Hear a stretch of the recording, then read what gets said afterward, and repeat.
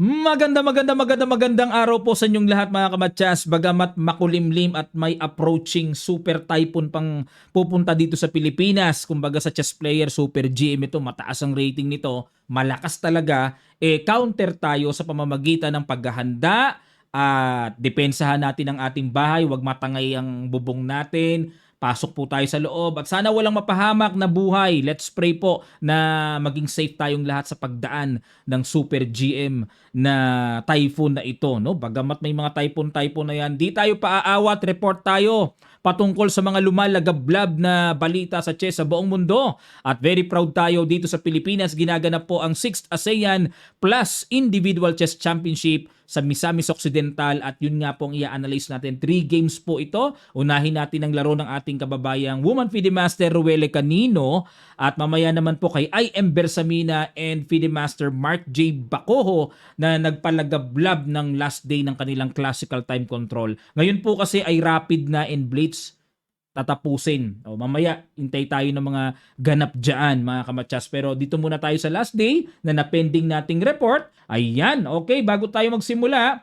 ay sagutan muna natin ang puzzle na iniwan natin. Hatid sa atin ng Internet Chess Club. Ito po yung sa last upload natin, mga kamatsas. It's white to play. Tinutukan ng black ang reyna pero meron na palang ganitong brilliant knight takes e4. Agad na binawian ng queen. Kasi po, may threatening knight takes double pa makukuha din naman ang queen. Kaya ang ginawa ni black, kinapture na. Yun nga lang, may capture lang. Babawi siyempre ng capture sa queen. Hanging pa yung tore sa a8 and then rook takes bishop. Lamang ng isang pyesa at talagang winning na for white. Okay, congratulations po sa mga nakakita ng tamang sagot.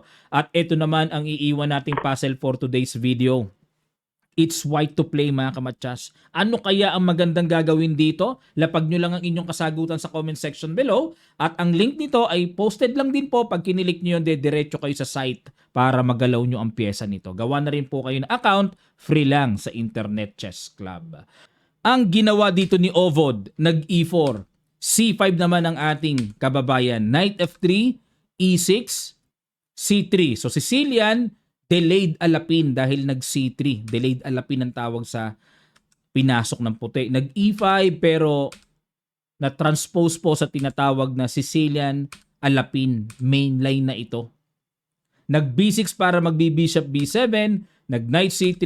Kinain lang, kain. And nag-D5 para masara na kagad ang sentro. Bishop B5 check. Harang at in-A4. Kumbaga parang okay, tanggapin mo yung bishop ko, exchange, pero lalakas naman ang tore ng puti. Wag na uy. Bakit palalakasin ng bishop? In A6 lang, para siya ang kakapture pero ayaw kumapture. Umilag lang. Knight C6, Queen E2, tinirect ang pawn A6, Queen C8 dinipensahan, Knight D2, Bishop E7, castling, at nag-Bishop A3. Hamon ng bishop to bishop, kinapture po, capture, and then F6 basag na para mapalambot ang sentro. Kinapture lang ni Ovod, capture, at nag-Knight F3, Bishop E8, Knight E5. Ayun ang purpose ng pagkaka-capture para yung knight maiposte sa gitna ng malakas. Kinapture lang, capture, and then Bishop G6, kinapture ulit, and then capture. Habang nag-exchange ang mga pyesa, pabor yan kay Ovod kasi tabla na lang kailangan niya, champion na eh. Yan ang kondisyon eh. No? Kaya parang masaya siya sa mga palit-palit. Hanggat maaari ang dapat gawin dito ni Ruele ay talagang i-complicate niya sa pamamagitan ng marami pang pyesa hanggat maaari. Nag-B5, G3, pasingaw muna.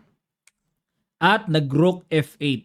Ayan, dito po baka may tanong kayo mga kamatsas, what if capturein ang pawn sa A4? Ano ba gagawin? Nako, losing pala kagad yan mga kamatsas. Mayroong Rook B8, aray ko. May Rook B8. Pag kinapture, capturein lang ng queen, aangat ang king obligado, papasukan ng isang tore, aangat ang king. Ayan. Nako, matchas na. Matchas. Queen F4. Matchas. Okay, pagka mamamatchas na, talagang naghahang po yung aking, ayun, chess base. Balik tayo. So kaya ginawa dito nag G3 at nag Rook F8 muna dito. si Ruele at kinapture na capture, nakipagsabayan, may bawi din naman sa pawn C3 at nag-rook B8. Ayan, kumbaga, nanlalamang na naman, ano? Kasi pag kinapture, naku, delikado, may capture. And nag-rook F6 lang para suportahan ang tore. Kinapture pa rin, kinapture ng king para mapanatiling yung pawn ay intact pa rin, depensado. Nag-rook B8 check, queen H5 check, rook G6 harang, check, king G8, and then nag-queen E5. Naku po, napakasalbahiski ng threat. Isang tira na lang, mamatyasin sa ilalim ang ating pambato.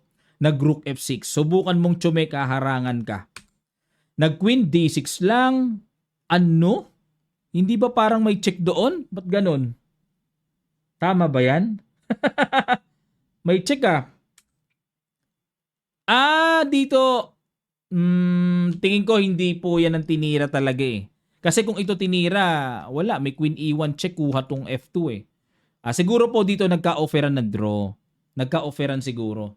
Baka ito ay part na lang ng analysis. Kasi kung minsan po gano'n, nadadamay sa na isasama sa real game yung analysis move. O ayan. Malabo ito itira. Baka dito pa lang nag-agree draw na sila mga kamatyas. Ayan. Mamaya po tingnan natin ang standing sa last part after nating ma-analyze pa ang 2 games ng ating pambato sa men's division. Pakita ko sa inyo lahat ang standing nila sa classical time control. Okay? Lipat tayo ngayon. Unahin natin sa laban ni IM Paulo Bersamina. Bago tayo magsimula, ay open na ulit ang registration link natin ng Kamatyas Friday night. Every Friday po yun at 7 p.m. Sali na po kayo sa ating online tournament. Ayan, okay. Nasa comment section, nasa description, click nyo lang po ang link, dire-diretso na yan. Ang champion dito, 2,000, 1,500, may mga category winners pa tayo. Kayang-kaya nyo pong lumahok dito. Ang ginawa ni IM Bersamina, nag-E4, nag-Caro-Can defense naman si Wong, Knight C3, D5, Knight F3. Ayan, medyo sumideline dito si IM Bersamina. Ang normal pong tinitira dito, alam natin, yung nagdi-D4, di ba? Pero dito, Knight F3 muna, agad na isinugo ang bishop para ipin ang knight at nag-D4, syempre, control the center. Inihabol din ni IM Pau yung D4, nag-E6, bishop E2, develop Knight F6, obligadong mag-react ang ipon, atras lang, at nag-castling, kinapture na po ang knight, capture, nag-C5. Ayan. Kumbaga, ipinormang mistulang French defense ang ginawa ng black para basagin, i-pressure ang D4 at ang E5 syempre. Pero dito, may kagulat-gulat na ginawang incredible move si IM Bersamina. Brilliant po ito. Pakiguess nyo, sa ilang sandali lang, tutuloy kagad natin. Start.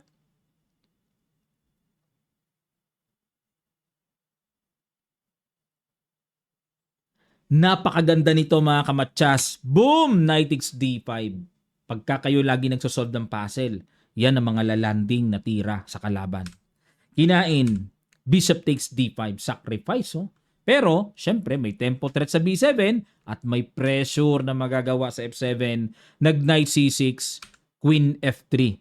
Mukhang pasok sa banga ng preparasyon ni IM Pau. Threatening Matyas. Ayan po, kitang-kita. Nag-Queen E7 para depensahan. Kinapture ang Knight, capture, at nag-Queen takes, threat ang Tore. Rook B8, nag-D5. Aral na aral ni IM Pau ito. Halatang kabisado eh. Bookline pa rin.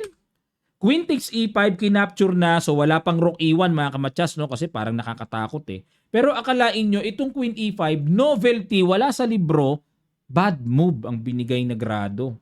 Kasi po, ang mga naitira na dito sa posisyon na to, Rook B6. Ayan.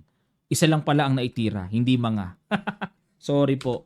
Queen takes E5 novelty, tinirahan lang ni IM Pau ng Bishop D2 at ito na ang paparating. Tutusukin na talaga yung queen na yan. Ayun Queenless na. Umilag. Check. Obligadong umilag. Kasi po kung magbi-Bishop E7 lang, queenless pa rin, di ba? Nakapin. King D8. Nag-Bishop A5 check, ang tutulis ng paparating. Obligadong iharang ang Tore mga kamatyas kasi po kung Knight ang ipangaharang, kitang-kita may matyas doon sa dulo. Diba? Kinapture lang ang Tore, capture, And the Rook AD1, grabe, mga laga ng position si IM Pao. Di makapture ang queen niya. Pag kinapture ay makukuha yung knight. Imagine niyo po, no? At dito nag-H5. Para makatulong yung tore, maidala sa H6 kahit papaano, makatulong-tulong, di ba? Nag-Rook D3 lang. Ay, naku, napakasakit ng tira. Preparing to play Rook A3. Ayun, naku po, masasapul. Rook H6. Chumek muna, Queen B8 hamon, kinain na, kain at tinanggap na ni IM Pao. And then nag-Rook F3. Threat doon, F6, Rook E6 pasok, Knight D7, depensa sa pawn, nag-Rook A3. Meron na namang isang papasok. Napakasipag, ano? Pasok ng pasok eh. G5, Rook A8 check, King C7, Rook C6 check, King B7, Rook C8. Ayun. Kumbaga dito ay tinatahi paunti-unti ni IM Pao at may paparating ng check hanggang sa makuha yung knight na yan. Nag-Rook H7, inagapan kagad ni Wong ng depensa at nag-Rook 6, C7, King A6 at dito mga kamatsas, huling bitaw, simple lang, napakalinaw. Rook D8, i-threat ang knight paalisin na dumidepensa sa bishop. Kaya dito po ay nag-resign na si IM Wong ng Singapore. Napakagandang estratehiya, sacrifice sa ginawa ni IM Pao para sa akin. This game is a brilliant game. Grabe, napaka-brilliant. Alright, pero mas matindi itong susunod natin. Huwag muna kayong aalis. Grandmaster ang kalaban dito ni FIDE Master Mark J. Bacojo ng Pilipinas. Ano nangyari? Tingnan natin. Tinirahan ng D4. Nag-Knight F6 si Tran. C4, E6, Knight C3 at nag-Bishop B4. Ito yung tinatawag nating Nimso Indian defense. Nag-F3. Aba, medyo kakaibang variation ng pinaghanda dito ni Bacojo. Knight C6, A3. Paalis muna. Kain-kain. Ang purpose po kasi ng F3 mga kamatsas para makasolido ng control sa sentro. Yan po yan eh. Hanggat maaari, syempre basic principle sa opening, control the center massively kung kakayanin at kung iaalaw, no? Nag-H6 para pigilan ang sibat ng Bishop G5 at nag-E4 na. Buong-buo ang ngipin ng sentro. Nag-D6, Bishop D3 develop B6. Pagka ganyan, pwedeng i-develop ang bishop po sa A6. Tapos magda-Knight A5 hanggang sa i-pressure ang pawn C4. Nag-Knight E2 lang, Knight A5. Ayan na nga po, nagsimula na. At nag-G4, iyan naman ang lumalabas na bagong lutong novelty ng ating pambato. Dahil ang ginawa na dito, exactly sa posisyon na to, ay may tumira ng C5. O ayan mga kamatsas. Kaya bago na itong G4. Ang nakikita ko dito, ang basa ko dito, mag-E-H4 tapos magda-Knight G3. Bobomba, magpo-pawn storming sa king side si Bacojo. At nag-Bishop A6, ayun na nga po, pinilahan na yung pawn C4. Wala, G5 lang. Binomba na pala. HG5, Bishop G5, nag-Queen D7. Dito kasi, mga kamatsas, para sa inyong kaalaman, kapag kasi nag-Knight takes C4, mayroong Queen A4 check, lipad ang bishop sa A6. Okay po? Yan. Siyempre, kung bishop ang pangka-capture, capturein muna, takes, and then may Queen A4 check, lipad naman ang knight sa C4. Yan, sa mga ibang tagapanood natin na beginner especially, nagtatanong-tanong pa yan, bakit kaya di kinain yun? Meron namang umaataking dalawa, isa lang dumidepensa. So, kailangan po nating himayin para sa kanila. Okay? Nag-Queen D7, C5. Ayan. Purpose naman ng Queen D7 para kainin na yung pawn, walang Queen A4 check. Itinulak lang ni FM Bacojo. Exchange, capture, DC5 at nag-Rook D1. Ayun, para maintain lang ang shape ng sentro. At nag-C4, Queen E3, castling queen side at nag-H4. Ayan na nga po. Nag-Rook DG8, kinapture-capture, nag-King F2. Okay, kinapture kasi para ma-damage din as double pawn and then mayroon pong papagapang na pass pawn. Nag-Queen A4, nangalikot si GM Tran, Queen F4 lang. Kumounter kalikot sa F6. Nag-F5, aba, grabe, basag-basag na ito ah. Nag-Rook DG1, rook E8, at nag-rook G7, knight B7. Pag kinain ito, may knight D6, nag-E5. Pinilayan muna, pinigilan muna.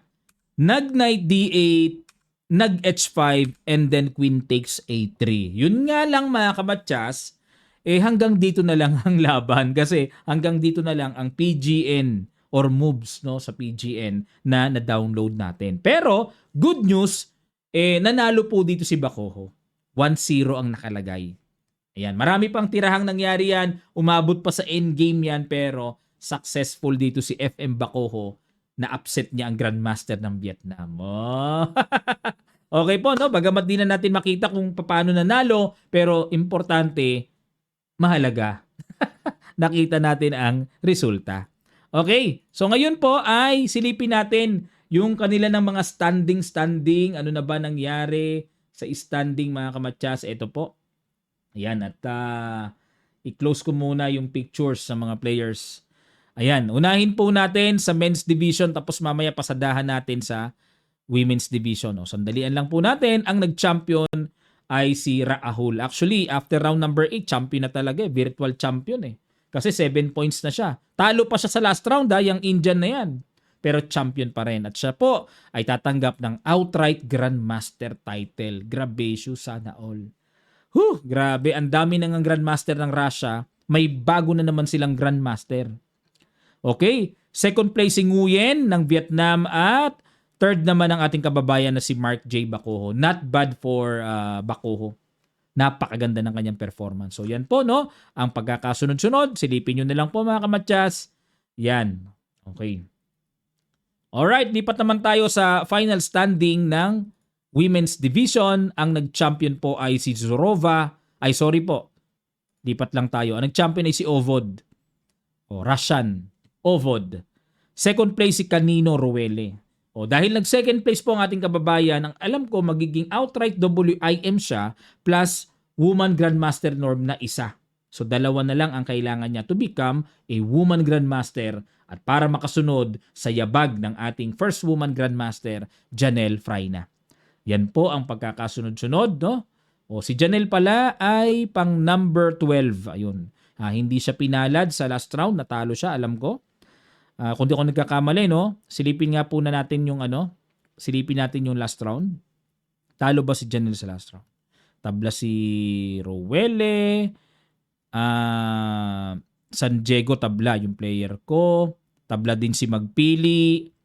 Ayun, natalo nga tayo. Board number 4. Kay Smirnova Ekaterina ng Russia. Ayun, nadali si Janelle, no? Pero okay lang. Marami pa naman pong pagkakataon and today ay yung Rapid and Blitz, magkakaalaman mga kamatsas. Yan ang forte ng Pinoy. Yang Rapid and Blitz. Silipin din natin mga kamatsas. Ito po yung sa Rapid. Actually po, tapos na. Tapos na ang Rapid. Tingnan natin kung sino nag-champion sa women's. Grabe. Russian pa rin. At second place naman ang ating pambatong sila Doroy and Fraina.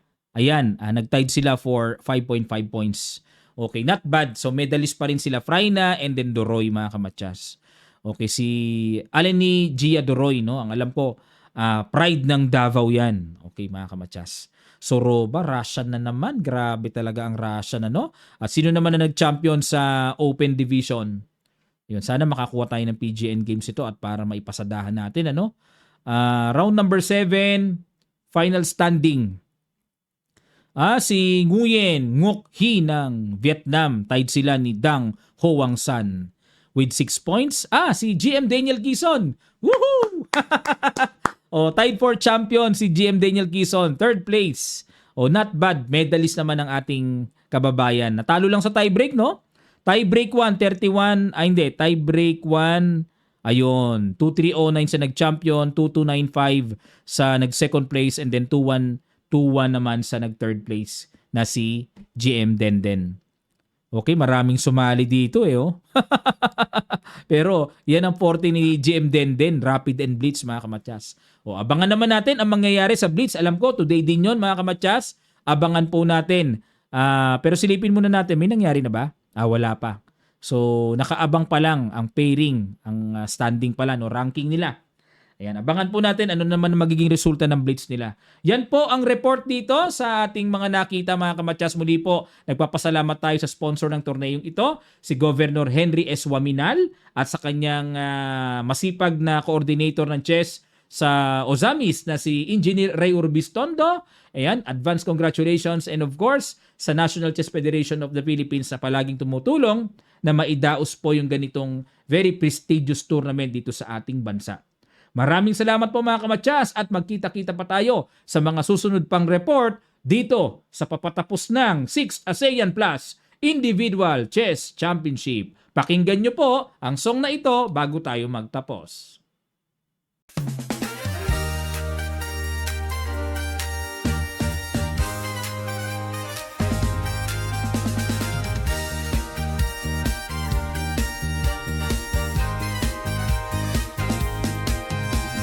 Life is like a game of chess. It changes with every move. From calculations, more or less, there's lots of ways to improve. Chess is the high art, the science, the push of logic. Chess is a method, a gateway to making magic. You gotta know when to retreat, know when to go for it. You gotta know what to exchange, know what to sacrifice. You gotta play it, take a chance, make your moves, let your fingers dance. Cause life is a game, and chess is the game of life. Cause life is a game, and chess is the game of life.